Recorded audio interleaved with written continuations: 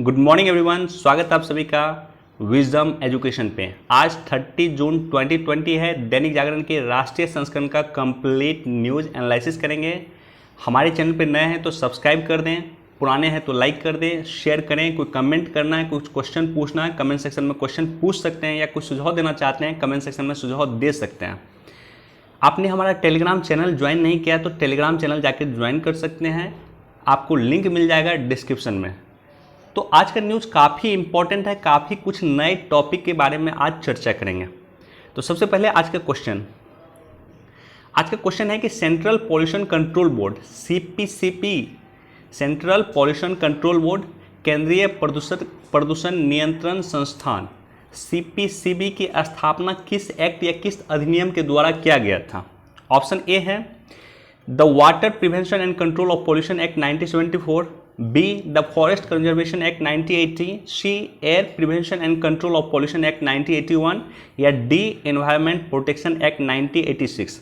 Video देखना शुरू किया है तो पॉज करके इसका जवाब हमें कमेंट सेक्शन में सबसे पहले दे दें। टिकटॉक समेत चीन के 59 ऐप पे रोक। लगातार हम डिस्कस कर रहे थे पिछले कुछ दिन से कि चीन को ऐप को किस तरह से रिप्लेस किया जाए या विदेशी ऐप को किस तरह से रिप्लेस किया जाए। एक ऐप आया था जिसकी कुछ दिन पहले हमने चर्चा किया था, जिसका नाम था रिप्लेस इट ऐप। इस ऐप का यूज करके आप अगर गूगल प्ले स्टोर से जाकर के डाउनलोड कर लेना, इस ऐप का यूज करके आपको वो ऑप्शन दे देगा कि किस ऐप का उसके बदले यूज कर सकते हैं।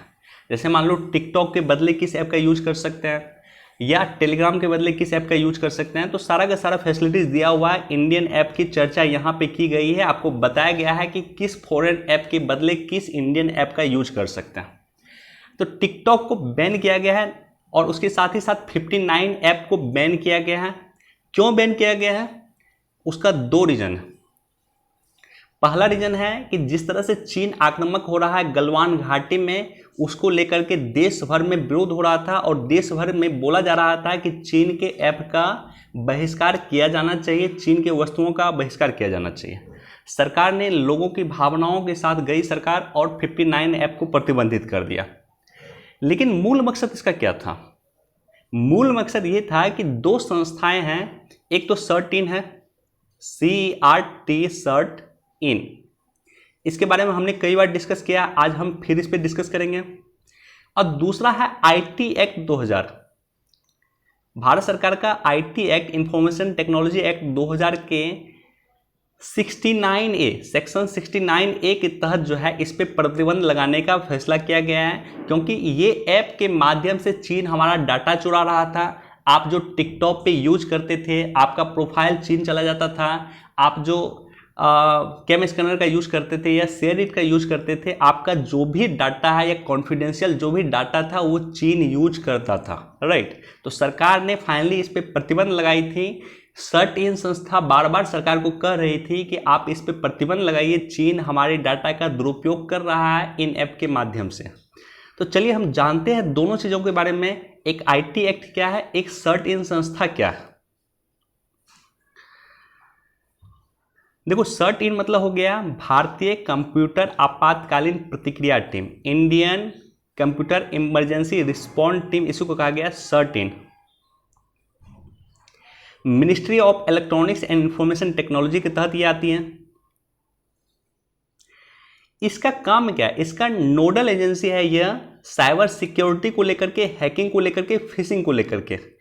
हैकिंग और फिशिंग लगभग एक ही तरह का कॉन्सेप्ट है, लेकिन मूल मकसद यह है कि देश में किसी भी तरह का साइबर हमला होता है, साइबर सिक्योरिटी को लेकर के थ्रेट होता है, देश के डाटा का दुरुपयोग होता है, देश में हैकिंग होता है, तो एक संस्था सर्ट-इन संस्था एक्शन लेती है।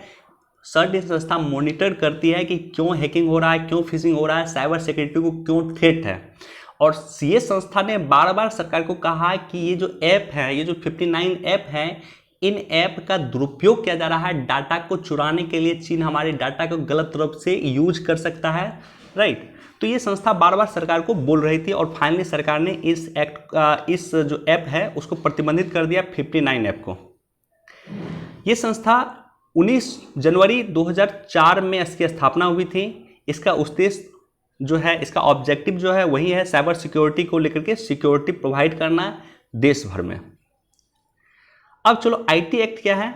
आईटी एक्ट है इंफॉर्मेशन टेक्नोलॉजी एक्ट 2000 में आई थी और इस एक्ट का प्रयोग सरकार इलेक्ट्रॉनिक्स रूप से लेन देन को प्रोत्साहन करने के लिए, ई कॉमर्स के लिए, ई ट्रांजैक्शन के लिए, कानूनी मान्यता देने के लिए, ई शासन को बढ़ावा देने के लिए, कंप्यूटर आधारित अपराधों को रोकने के लिए और सुरक्षा संबंधी कार्य प्रणाली और प्रक्रिया को सुनिश्चित करने के लिए इस एक्ट का प्रयोग किया गया था। इस एक्ट की शुरुआत की गई थी और इसी एक्ट के सेक्शन 69A के तहत जो है प्रतिबंधित किया गया है ये 59 चीनी ऐप को। उम्मीद करता हूं कि इसका जो बेसिक कॉन्सेप्ट है क्यों प्रतिबंधित किया गया है सरकार के पॉइंट ऑफ व्यू से आपको क्लियर हो गया होगा। देखो, चीन से तनातनी के दौर में भारत आएगा राफेल। राफेल कहां का है? राफेल फ्रांस से है। भारत ने फ्रांस से समझौता किया है, फ्रांस इंडिया को राफेल दे रहा है। हमको राफेल के बारे में बेसिक जानकारी होनी चाहिए। तो राफेल क्या है? विश्व की सबसे शक्तिशाली मुकाबला करने वाली जेट है। डिसॉल्ट कंपनी, फ्रांस की कंपनी जिसका नाम है डिसॉल्ट, वो बनाती है। इसका मैक्सिमम गति है 2000 किलोमीटर प्रति आवर। 9500 केजी तक हथियार ले जाने में सक्षम है। 145 किलोमीटर, यानी अगर हवा में ये उड़ रहा है तो 145 किलोमीटर के क्षेत्र तक को ये स्कैन कर सकता है, देख सकता है कि वहाँ क्या हो रही है और एक साथ 2 या 2 से अधिक भेद को लक्षने में सक्षम है। यानी अगर राफेल चल रहा है तो एक साथ वो 2 से अधिक जगह तक मिसाइल दाग सकता है। क्लियर है? और ये इंपॉर्टेंट मिसाइल सिस्टम हम फ्रांस से मंगा रहे हैं।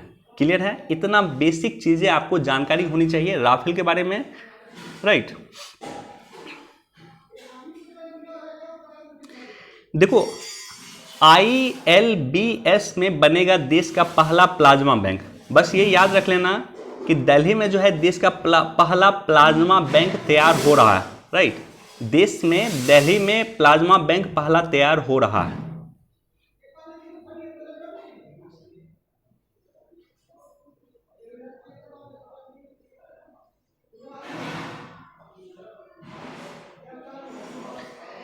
इस न्यूज को एक बार पढ़ लेना, इसलिए पढ़ना कि नेपाल से जो नदी आ रही है, नेपाल पानी छोड़ रहा है और खास करके बिहार की नदी, खास करके उड़ीसा की नदी या पंजाब की नदी जो है वहाँ तूफान पकड़ रहा है। इसमें भी खास करके बिहार की नदी, और बिहार के एक नदी का नाम याद रख लेना, कोसी नदी। जिस तरह से बंगाल के दामोदर नदी को बंगाल का शोक कहा जाता है, उसी तरह से बिहार के कोसी नदी को बिहार का शोक कहा जाता है। यहाँ पे जल स्तर काफ़ी बढ़ चुका है, बिहार में बाढ़ की कंडीशन आ गई है और उसका मूल कारण है कि नेपाल पानी जरूरत से ज़्यादा छोड़ रहा है, राइट।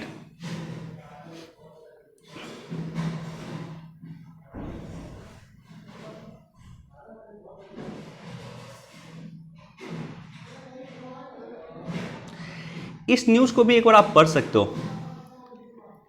ये जो व्यक्ति हैं जिसका नाम है गो, ये जो व्यक्ति हैं ये चीन के व्यक्ति हैं।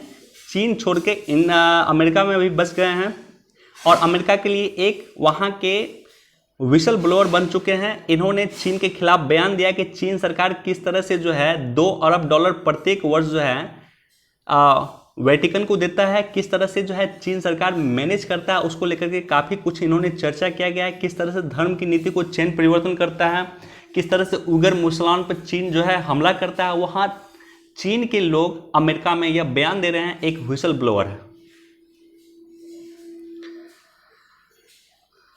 देखो, ये इंपॉर्टेंट न्यूज़ है, इसका हम डिटेल से डिस्कस करेंगे। चीन से तनातनी के बीच भारत ने किया भूटान के साथ अहम समझौता। भूटान के साथ क्या क्या समझौता हुआ है डिटेल से देखेंगे। सबसे पहले ये देखो परियोजना, इस परियोजना का नाम याद रख लेना, वनडे एग्जाम में यूपीएससी बीपीएससी हर जगह पूछ सकता है। इस परियोजना का नाम है, ये नाम है खोलंगच्छू संयुक्त उद्यम पनबिजली परियोजना। खोलोंगच्छू संयुक्त उद्यम बिजली परियोजना जो भारत भूटान में डेवलप कर रहा है, 600 मेगावाट का परियोजना, राइट। यह वहाँ पे भूटान में एक नदी है, इसी नदी के नाम पे इसका नाम पड़ा है खोलंगच्छू। खोलंगच्छू एक नदी है भूटान में।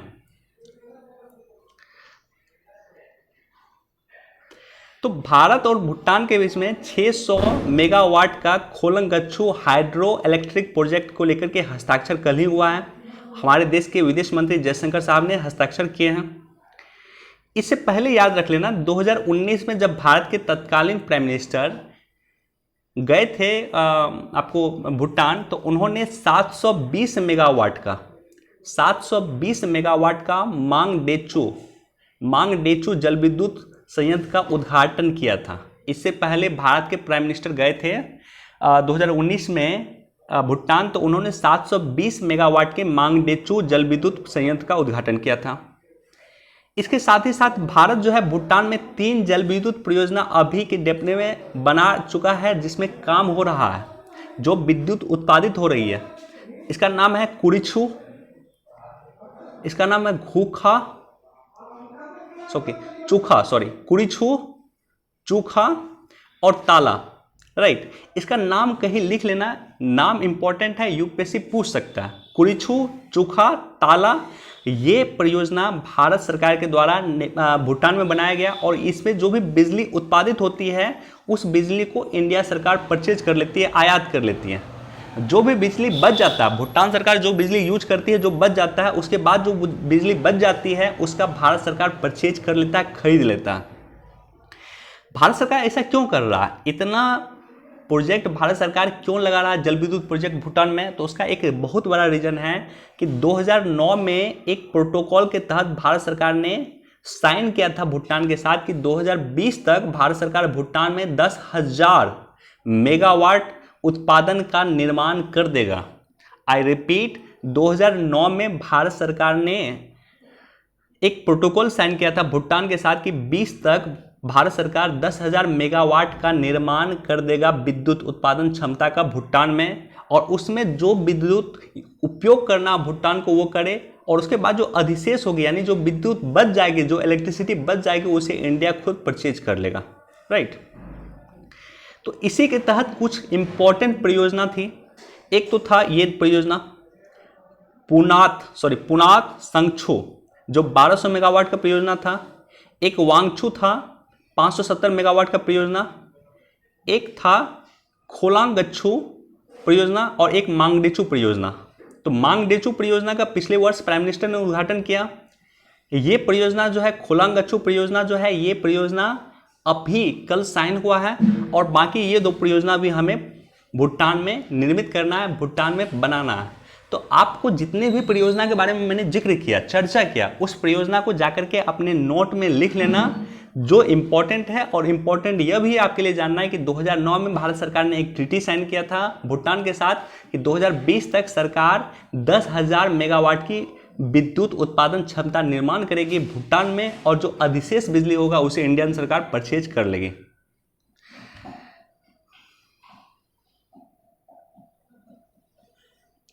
देखो, चीन के दुस्साहस का जवाब।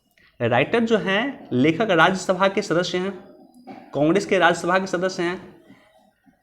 एक तरह से कह सकते हो कि इन्होंने सरकार पर अधिक कटाक्ष करने का कोशिश किया है। कांग्रेस की सरकार अगर है तो उन्होंने सरकार को काउंटर करने का प्रयास किया होगा, निश्चित तौर पे। हमारे लिए इंपॉर्टेंट नहीं है, लेकिन कुछ पॉइंट इन्होंने जिक्र किया है जिसकी हम चर्चा करेंगे।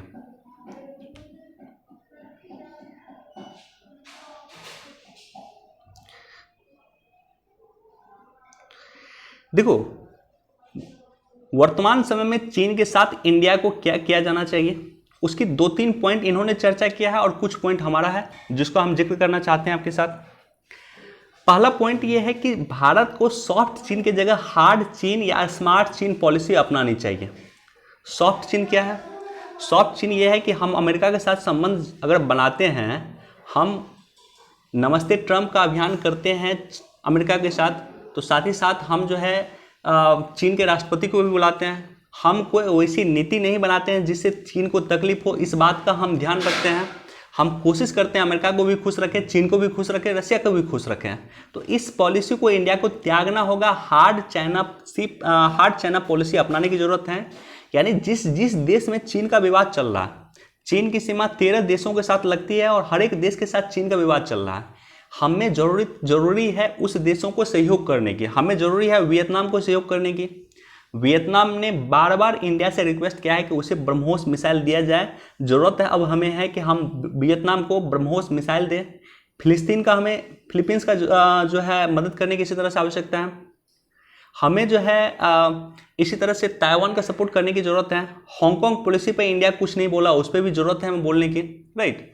इसी तरह से आवश्यकता है हमें कोरोना वायरस के समय में जहां वर्ल्ड चाइना को क्रिटिसाइज कर रहा है, इंडिया ने चाइना के खिलाफ एक भी शब्द नहीं बोला है कि क्यों चाइना से ये वायरस क्रिएट हुआ। तो हमें आवश्यकता है कि हार्ड चाइना पॉलिसी अपनाएं और आप देख रहे होंगे कि इसी का परिणाम है कि 59 चाइनीज ऐप को इंडिया ने बैन कर दिया। इसी तरह से भारत को हांगकांग, ताइवान, पूर्वी तुर्किस्तान, दक्षिण मंगोलिया, तिब्बत इत्यादि पे बात करनी चाहिए। जिस तरह से अमेरिका ने फ्री तिब्बत के लिए, आज़ाद तिब्बत के लिए एक बिल अपने संसद में पेश किया, उसी तरह से आज़ाद तिब्बत की बात भारत को करनी चाहिए कि भारत तिब्बत को आज़ाद करने में सहयोग करे, राइट। कोरोना पे जहां विश्व चीन पे आरोप लगाया, वहीं भारत खामोश रहा। भारत अपने मित्र राष्ट्र के साथ मिलकर चीन का आर्थिक बहिष्कार करना चाहिए। देखो ये इंपॉर्टेंट है। क्यों इंपॉर्टेंट है कि जैसे जो भी उत्पाद हम चीन से मंगाते हैं या जो हमारे मित्र राष्ट्र हैं, मित्र राष्ट्र कौन, मित्र राष्ट्र हो गया हमारा ऑस्ट्रेलिया हो गया, मित्र राष्ट्र हो गया हमारा फ्रांस हो गया, मित्र राष्ट्र हो गया हमारा आपको जापान हो गया, तो ये सारे, दक्षिण कोरिया मित्र राष्ट्र हो गया, और ये सारे के सारे देशों का विवाद है कहीं ना कहीं आपको चीन के साथ। तो ऐसी कंडीशन में हम जो भी उत्पाद चीन से मंगाते हैं उसको हमें ऑल्टरनेटिव तलाश करनी चाहिए कि क्या इन देशों के पास वो उत्पाद है, और कोशिश करें कि सब एक दूसरे के साथ कोरिलेट करके चीन के वस्तु का बहिष्कार करने का। एक निश्चित समय सीमा में चीन के वस्तु का आयात को बंद किया जाना चाहिए। देखो ये इंपॉर्टेंट है, इसको लेकर के नीचे एक एडिटोरियल दिया हुआ है भरत झुनझुनवाला का, वहां हम डिटेल से डिस्कस करेंगे कि भारत चीन के वस्तु का किस तरह से निर्यात बंद कर सकता है।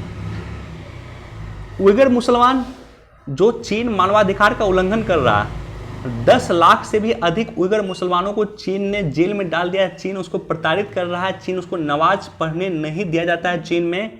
हमें बात करनी चाहिए, हमें चर्चा करनी चाहिए, हमें मानवाधिकार आयोग में जाना चाहिए चीन के खिलाफ। हाँ, ये तो हमारा पॉइंट था। अब देखो इस एडिटोरियल का क्या पॉइंट है। 3 पॉइंट इन्होंने बताया है जो इंपॉर्टेंट पॉइंट है। पहला पॉइंट कि क्वाड जो 2007 की पहल है, 2007 में क्वाड की पहल थी, क्वाड की शुरुआत की गई थी, इसे नाटो की तरह बनाना होगा। अब हमें समझना होगा कि क्वाड को नाटो की तरह बनाना होगा, इसका मकसद क्या है।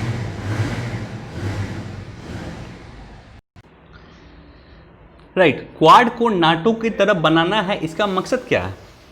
नाटो क्या है, नाटो का मतलब होता है कि एक देश पे आक्रमण। नाटो में 29 देश हैं, किसी एक देश में, बेल्जियम जैसे छोटे देश अगर नाटो का पार्ट है तो उस पर अगर कोई देश आक्रमण किया, मान लो चीन उस पर आक्रमण किया है, तो उसका मतलब होगा कि वो पूरे नाटो देश, पूरे 29 देशों पे हमला, वो अमेरिका पे भी हमला है।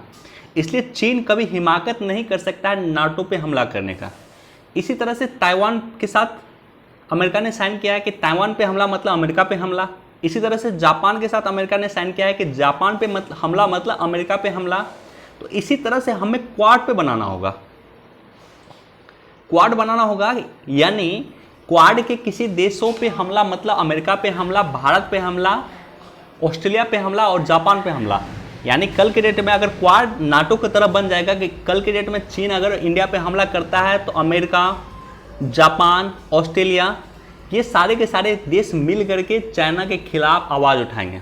इसी तरह से कल के डेट में अगर चीन जापान पे हमला करता है तो अमेरिका, ऑस्ट्रेलिया, भारत ये मिल करके चीन के खिलाफ आवाज़ उठाएंगे, चीन के खिलाफ युद्ध भी कर सकते हैं, राइट। तो इसे हमें क्वाड को नाटो की तरफ बनाने की आवश्यकता है। बहुत ही अच्छा पॉइंट इन्होंने बताया। साथ ही साथ भारत को G11 में शामिल होना चाहिए।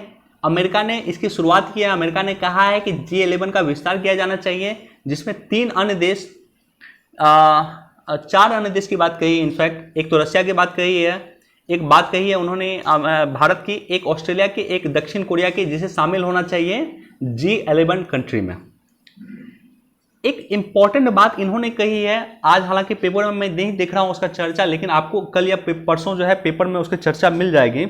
रूस के साथ रिश्ता मजबूत करना शुरू करना होगा।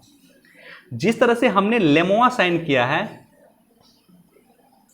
ऑस्ट्रेलिया अमेरिका के साथ, लेमोआ मतलब होता है कि जो भारत का नौसैनिक बेस है या भारत को फ्यूल की आवश्यकता होगी तो अमेरिका इंडिया में यूज कर सकता है नौसैनिक बेस का, और अमेरिका को इंडिया को जरूरत होगी अमेरिका की तो अमेरिका का इंडिया यूज कर सकता है नौसैनिक बेस का, राइट। तो लॉजिस्टिक्स एक्सचेंज हम कर सकते हैं, इस तरह से नौसैनिक बेस का हम यूज कर सकते हैं, लॉजिस्टिक एक्सचेंज कर सकते हैं अमेरिका के साथ। इसी तरह से हमने ऑस्ट्रेलिया के साथ ये साइन किया है, और इसी तरह से हमने शायद रसिया के साथ साइन किया है। आई गेस हो सकता है कल या परसों के पेपर में कल न्यूज में मैं देख रहा था कि इसी तरह का एक पैक्ट हमने रसिया के साथ साइन किया है। आपको ये मैं बता दूं कि रशिया भले ही वर्तमान समय में चाइना का पक्षधर हो, लेकिन रशिया यह जानता है कि चीन में कम्युनिस्ट पार्टी की सरकार है जो कभी भी कोई भी डिसीजन ले सकती है, समझे। ऐसे कंडीशन में रशिया जो है चीन से बचना चाहता है, इसलिए रशिया का झुकाव वर्तमान समय में इंडिया की तरफ भी दिख रहा है। तो ये सारी की सारी पॉइंट की चर्चा राइटर ने की गई है। कुछ अच्छे पॉइंट इन्होंने बताया है कि क्वाड की तरह, नाटो की तरह क्वाड को होना चाहिए।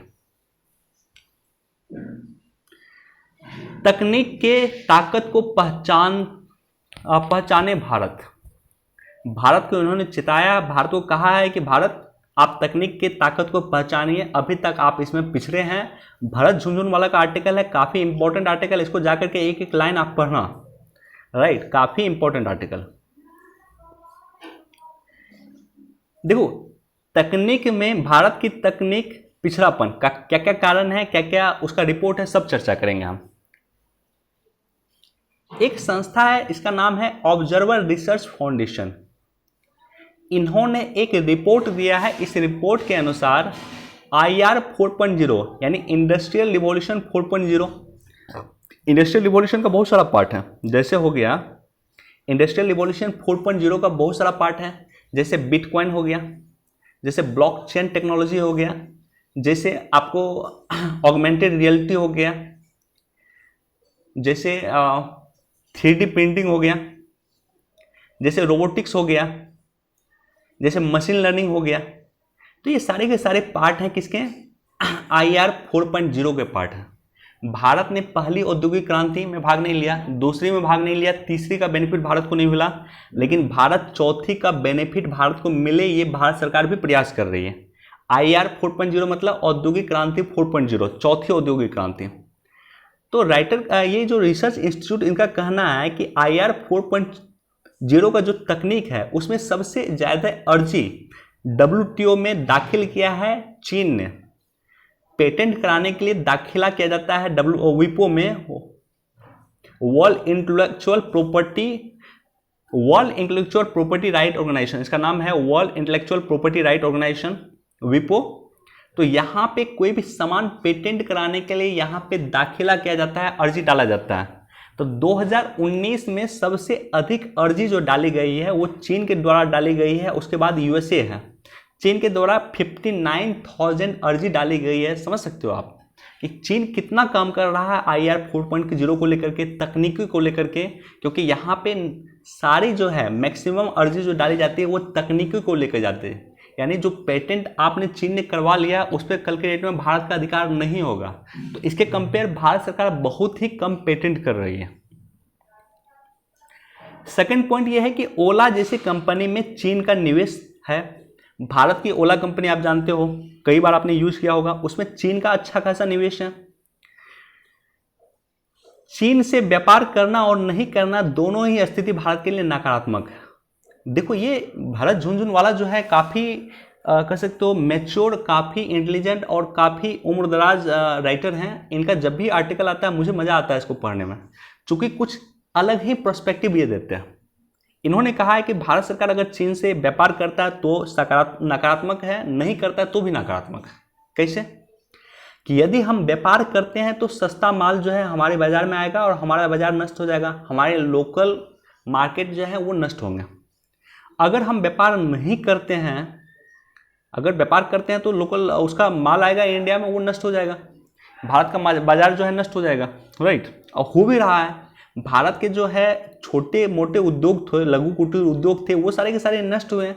उसका रीजन है कि चीन सस्ता सामान इंडिया में भेजता है। अगर हम व्यापार नहीं करेंगे तो भी भारत को नुकसान होगा। क्यों?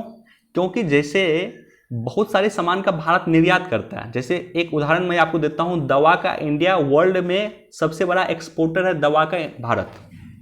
और दवा का जो बेसिक इंग्रेडिएंट है, दवा का जो बेसिक सामग्री है, दवा का जो कच्चा माल है जिसे एपीआई कहा जाता है, वो हम चीन से मंगाते हैं। 90% हम दवा का बेसिक सामग्री चीन से मंगाते हैं और उसके बाद दवा बनाते हैं और उसके बाद विश्व को हम एक्सपोर्ट करते हैं। मान लो कि हमने ये मंगाना बंद कर दिया, ऐसी कंडीशन में भारत में दवा महंगी होगी। दवा महंगी होगी तो निर्यात भी भारत जो करेगा दवा का वो महंगा होगा, तो विश्व बाजार जो है भारत से निर्यात करना बंद कर देगा कि आप हमें महंगा चीज़ें भेज रहे हैं, राइट। तो ऐसी कंडीशन में चीन के साथ अगर हम व्यापार करते हैं तो भी नकारात्मक है, तो भी नेगेटिव है, नहीं करते हैं तो भी नेगेटिव है। क्या करना चाहिए उस पर भी डिटेल से डिस्कस करेंगे हम। तो तकनीकी पिछड़ापन क्यों? सबसे पहला तो भारत रिसर्च एंड डेवलपमेंट में, R&D में पिछले 20 वर्ष में महज जीडीपी का 0.7% ही खर्च किया। वहीं चीन ने रिसर्च एंड डेवलपमेंट में जीडीपी का 2.1% खर्च किया। मान लो लगभग 3 गुना ज़्यादा हो गया। और चीन की जीडीपी इंडिया की जीडीपी का 5 गुना अधिक है। तो जितना पैसा हम रिसर्च एंड डेवलपमेंट में लगाते हैं, जितने डॉलर का हम इन्वेस्टमेंट करते हैं रिसर्च एंड डेवलपमेंट में, उसके 15 गुना अधिक पैसा निवेश करता है चीन रिसर्च एंड डेवलपमेंट में। और यही कारण है कि इतना अधिक सामान पेटेंट करवाया है, इतनी अधिक टेक्नोलॉजी चीन ने पेटेंट करवाया, वर्ल्ड में पहला पोजीशन आ गया, राइट। तो इसका सबसे बड़ा रीजन है कि रिसर्च एंड डेवलपमेंट में भारत काफ़ी कम खर्च करता है। हमें आवश्यकता है, अब आपको पूछेगा कि क्या करना चाहिए भारत को, तो आप सिंपल जवाब दो कि भारत को जो है रिसर्च एंड डेवलपमेंट में अधिक से अधिक निवेश करना चाहिए। रिसर्च बढ़ाएगा तभी जाकर के नई नई टेक्नोलॉजी आएगी, तभी जाकर के हम चीन से सस्ता सामान बनाना शुरू करेंगे और तभी जाकर के भारत जो है आत्मनिर्भर हो पाएगा। और ना सिर्फ आत्मनिर्भर होगा, भारत विश्व का एक अच्छा मैन्युफैक्चरर हो सकता है, विश्व का एक अच्छा निर्यातक हो सकता है। इसके लिए आवश्यकता है हमें रिसर्च एंड डेवलपमेंट को बढ़ावा देने की, रिसर्च एंड डेवलपमेंट पे पैसे खर्च करने की आवश्यकता है। क्लियर है?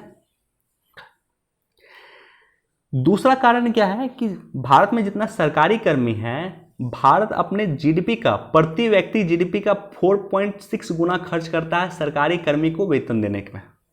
तो चीन कितना खर्च करता है? चीन खर्च करता है अपने जीडीपी का, प्रति व्यक्ति जीडीपी का 1.5 गुना।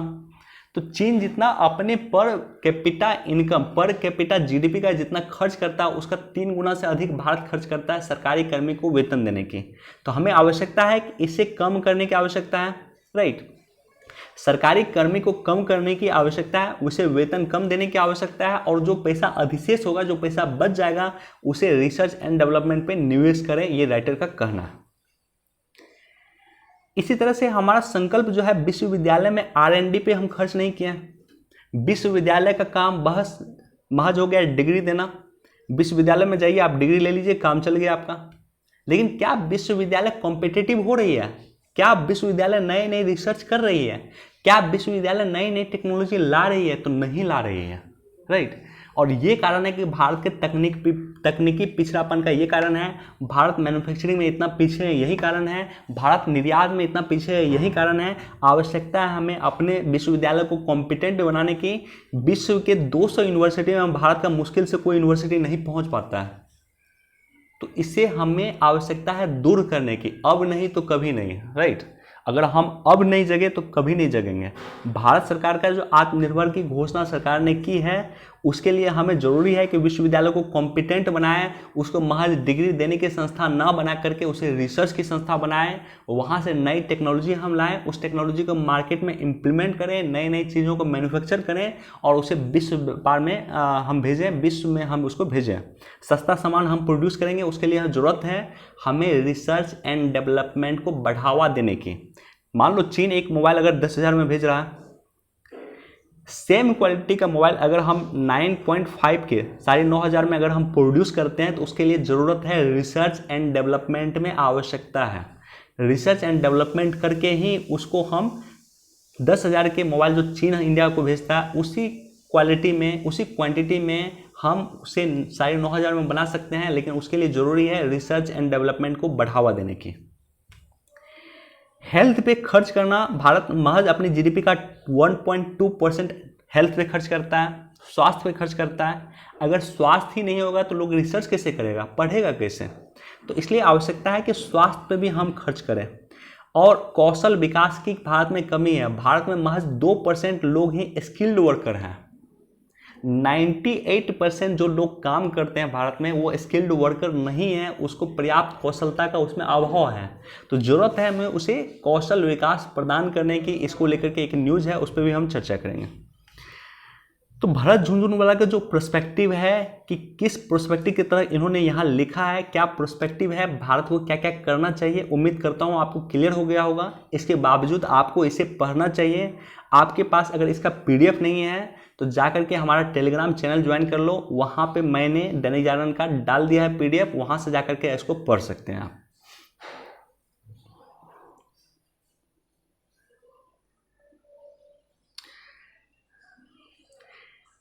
एक योजना की शुरुआत की गई है, 35,000 करोड़ की एक योजना है, आप जाकर के देख लेना, बहुत ज़्यादा इम्पोर्टेंट नहीं है।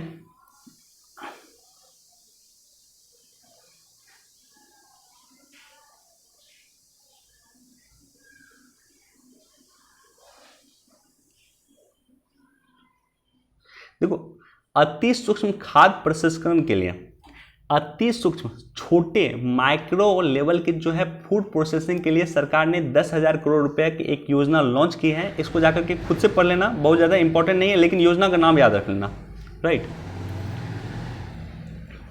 यहाँ पे जो इंपॉर्टेंट पॉलिसी है उसको लेकर के हम डिस्कस करेंगे। एथेनॉल उत्पादन का लक्ष्य 300 से 350 करोड़ लीटर तय।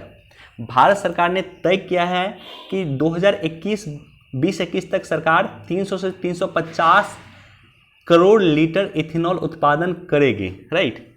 ऐसा सरकार क्यों कर रही है, इसके बारे में हम डिटेल से डिस्कस करते हैं। देखो, सरकार 2018 में एक पॉलिसी लाई थी जिसका नाम है जैव ईंधन बायोफ्यूल पॉलिसी 2018। जैव ईंधन पे राष्ट्रीय नीति 2018 सरकार 2018 में लाई थी। इसमें 2 इंपॉर्टेंट लक्ष्य को रखा गया था, वो भी सुनना, ये बहुत इंपॉर्टेंट है, इसको ध्यान से सुनना आप। 2022 तक सरकार 2020 तक जो पेट्रोल है उस पेट्रोल में 10% हम इथेनॉल मिलाएंगे और 2030 तक इसे 20% कर देंगे। यानी जितना, मान लो कि 100 लीटर पेट्रोल हमारे पास, 100 लीटर टोटल मान लो पेट्रोल है, टोटल है क्वांटिटी, तो इसमें जो है 2022 तक इसमें 90 लीटर पेट्रोल होगा और 10 लीटर जो हो गया वो इथेनॉल होगा। टोटल मिलकर ये 100 लीटर हो गया। 2030 तक इसमें जो है 80 लीटर पेट्रोल होगा और 20 लीटर जो है आपको इथेनॉल होगा। तो सरकार जो है इथेनॉल का प्रोडक्शन बढ़ाना चाहती है। क्यों बढ़ाना चाहती है? क्योंकि हम जो पेट्रोल मंगाते हैं सऊदी अरब से, हम मंगाते थे ईरान से, इराक से अभी भी हम मंगाते हैं, ठीक है। ईरान से मंगाना हमने बंद किया, लेकिन इराक से अभी भी हम मंगाते हैं, सऊदी अरब से मंगाते हैं। तो ऐसी कंडीशन में सरकार का एक बड़ा पैसा निवेश होता है, इन्वेस्ट होता है।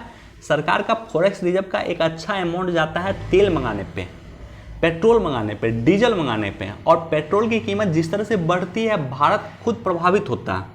पेट्रोल की अगर कीमत बढ़ेगी तो जो है चीनी की कीमत बढ़ जाएगी।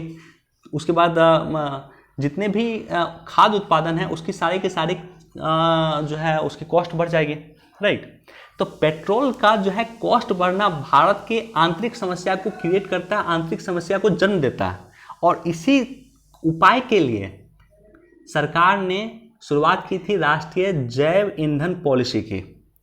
इसका 2 लक्ष्य था, दोनों लक्ष्य मैंने आपको बता दिया। तो इसमें जो है सबसे पहले ये जानो कि 3 तरह का जो है एथेनॉल उत्पादन होता है। एक आ जाता है 1G, first generation ethanol. First generation ethanol में क्या होता है कि शुगर से बनता है, शुगर यानी गन्ने से उत्पादन होता है, स्टार्च से होता है, वेजिटेबल ऑयल से होता है, एनिमल फैट से होता है।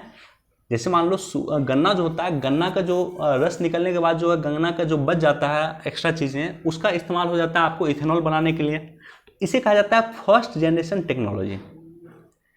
सेकेंड जनरेशन टेक्नोलॉजी क्या होता है कि निगम का जो ठोस कचरा होता है, म्यूनिसिपैलिटी का जो है कचरा होता है, यानी शहर का जो कचरा उत्पादन होता है, उस कचरा से अगर हम इथेनॉल बनाते हैं तो उसको कहा जाता है सेकेंड जनरेशन एथेनॉल उत्पादन या सेकेंड जनरेशन बायोफ्यूल कहा जाता है। थर्ड जनरेशन बायोफ्यूल क्या होता है, जैव ईंधन हो गया, बायो सीएनजी हो गया, ये सारे के सारे हो गए थर्ड जनरेशन बायोफ्यूल। तो ये आप याद रख लेना, फर्स्ट जनरेशन में क्या होता है, गन्ना से बनाते हैं, वेजिटेबल ऑयल से बनाते हैं हम एथेनॉल। सेकेंड जनरेशन में क्या होता है, हम जो है निगम का जो कचरा होता है, कचरा से हम उत्पादन करते हैं एथेनॉल। थर्ड जनरेशन में हम बायो सीएनजी यूज करते हैं, बायो ईंधन यूज करते हैं। ये सारे सारे थर्ड जनरेशन में हम करते हैं, राइट। और ये 3 श्रेणी में बांटा गया। इसका रीजन था कि तीनों श्रेणी के अनुसार जो है वित्तीय और आर्थिक प्रोत्साहन दिया जा सके, ताकि भारत जो है मिथेनॉल का अधिक से अधिक प्रोडक्शन कर सके, ताकि भारत पेट्रोल का आयात कम कर सके, राइट। तो इसी को लेकर के न्यूज है कि सरकार जो है 2020-21 में 300 से लेकर 350 करोड़ लीटर निर्धारण किया है कि सरकार इतना उत्पादन करेगी, राइट।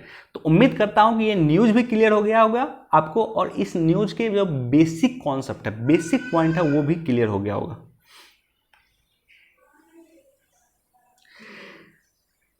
ओके, एक और न्यूज है, इंपॉर्टेंट न्यूज है, मैं डिस्कस कर देता हूं आपको। प्राइम मिनिस्टर कौशल विकास योजना के तीसरे चरण की मंजूरी। देखो, प्राइम मिनिस्टर कौशल विकास योजना शुरुआत हुआ था 2015 में, 15 में शुरुआत हुआ। जो पहला चरण चला वो चला 15 से लेकर 16 तक, 2015 से लेकर 16 तक पहला चरण चला, जिसमें टारगेट था कि 24 लाख लोगों को जो है हम स्किल प्रोवाइड करेंगे, ट्रेनिंग देंगे, कौशलता प्रदान करेंगे। और सरकार ने यह टारगेट पूरा तो नहीं किया, लेकिन 19 लाख लोगों को सरकार ने ट्रेनिंग प्रदान कर दिया। सरकार का टारगेट था कि एक वर्ष में हम 24 लाख लोगों को हम ट्रेन करेंगे, कौशल देंगे, लेकिन सरकार ने 19 लाख लोगों को कौशल प्रदान किया। उसके बाद सरकार आई प्राइम मिनिस्टर कौशल विकास योजना 2.0 को लेकर के। प्राइम मिनिस्टर कौशल विकास योजना 2.0 जो 2016 से लेकर 20 तक चला, और इसमें सरकार ने 12,000 करोड़ का बजट तय किया। लक्ष्य अधिक इंपॉर्टेंट है, इसमें सरकार का लक्ष्य था कि 1 करोड़ लोग, 10 मिलियन यूथ, यानी 1 करोड़ लोगों को हम 2020 तक कौशल प्रदान कर देंगे। और सरकार कह रही है कि सरकार ने यह प्रदान कर दिया है, 1 करोड़ लोगों को सरकार ने प्रशिक्षित कर दिया है। अब देखो 2020 आ चुका है, अब आवश्यकता है तीसरे पार्ट की। इसकी प्राइम मिनिस्टर कौशल विकास योजना के तीसरे चरण की शुरुआत होने वाली है, और तीसरा चरण फोकस करेगा डिजिटल टेक्नोलॉजी को IR 4.0 को लेकर के। हमने कुछ समय पहले भरत झुनझुनवाला का जो आर्टिकल डिस्कस किया था, वहाँ पे इसी चीज़ों की चर्चा की थी कि आवश्यकता है सरकार को कि अब सरकार ध्यान दे डिजिटल टेक्नोलॉजी को लेकर के। IR 4.0 जिसका पार्ट है आपको बायोटेक्नोलॉजी को लेकर के, जिसका पार्ट है आपको बिटकॉइन को लेकर के, जिसका पार्ट है मशीन लर्निंग को लेकर के, जिसका पार्ट है आर्टिफिशियल इंटेलिजेंस को लेकर के, जिसका पार्ट है ऑगमेंटेड रियलिटी को लेकर के, सरकार इस पे काम करे। आवश्यकता इस बात की है कि हम IR 4.0 का अधिक से अधिक फायदा लें। और आपको बताना है एक जानकारी मैं आपको देता हूं कि IR 4.0 चौथी औद्योगिक क्रांति के लिए भारत को जो है विश्व में चौथा सेंटर भारत में खोला गया है। आपको हमें कमेंट सेक्शन में बताना है कि भारत के किस राज्य में या किस जगह भारत में विश्व का चौथा औद्योगिक सेंटर जो है IR 4.0 सेंटर भारत में खोला गया है। कमेंट सेक्शन में आपको हमें बताना है। और IR 4.0 जो मैं इसलिए एम्फसाइज कर रहा हूँ, हालांकि कोशिश करूँगा, समय नहीं मिलता है, कोशिश करूँगा IR 4.0 के जितना भी सब कॉन्टिनेंट है, सब पार्ट हैं, उसको लेकर के एक अलग से वीडियो बनाओ। क्योंकि हर एक वर्ष यूपीएससी ने क्वेश्चन पूछा है, 3D टेक्नोलॉजी पे यूपीएससी ने क्वेश्चन पूछा है, ऑगमेंटेड रियलिटी को लेकर क्वेश्चन पूछा है, 3D प्रिंटिंग को लेकर के क्वेश्चन यूपीएससी ने पूछा है, आर्टिफिशियल इंटेलिजेंस को लेकर के यूपीएससी ने क्वेश्चन पूछा है, मशीन लर्निंग को लेकर के यूपीएससी ने क्वेश्चन पूछा है, रोबोटिक्स को लेकर के यूपीएससी ने क्वेश्चन पूछा है। हर एक पार्ट से यूपीएससी ने क्वेश्चन पूछा है। हर वर्ष इंपॉर्टेंट होता है प्रीलिम्स में, और प्रीलिम्स आने वाला है, इसलिए यह इंपॉर्टेंट टॉपिक है, राइट। तो उम्मीद करता हूं कि ये प्राइम मिनिस्टर कौशल विकास योजना का जो तीसरा चरण आने वाला है, जो IR 4.0 इंडस्ट्रियल रिवॉल्यूशन 4.0 औद्योगिक क्रांति, चौथी औद्योगिक क्रांति और डिजिटल टेक्नोलॉजी पर केंद्रित होगी। ये आपको न्यूज क्लियर हो गया होगा। साथ ही साथ न्यूज के अलावा जो इसका बेसिक कॉन्सेप्ट होता है, जिसे यूपीएससी क्वेश्चन पूछता है, बेसिक पॉइंट है, वो भी क्लियर हो गया होगा। कल से MSME रजिस्ट्रेशन की प्रक्रिया शुरू, एक बार पढ़ लेना। हमने कल MSME को लेकर के डिटेल से डिस्कस किया था।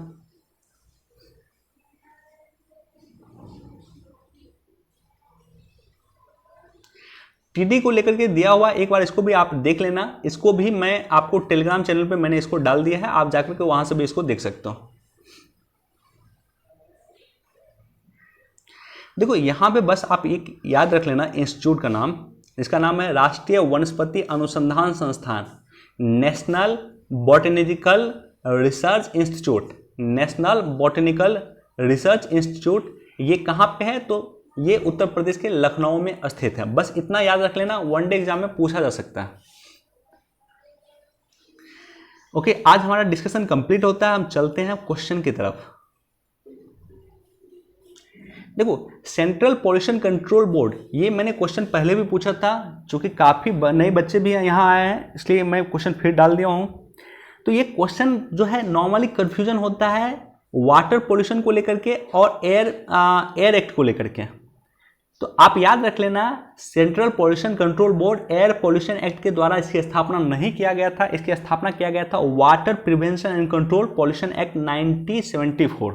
ऑप्शन ए इसका बिल्कुल सही है। The water prevention and control of pollution act 1974 के द्वारा सेंट्रल पॉल्यूशन कंट्रोल बोर्ड, केंद्रीय प्रदूषण नियंत्रण संस्थान की स्थापना की गई थी। तो चलिए, वीडियो देखने के लिए बहुत बहुत धन्यवाद। Please do like, share and subscribe. Thank you.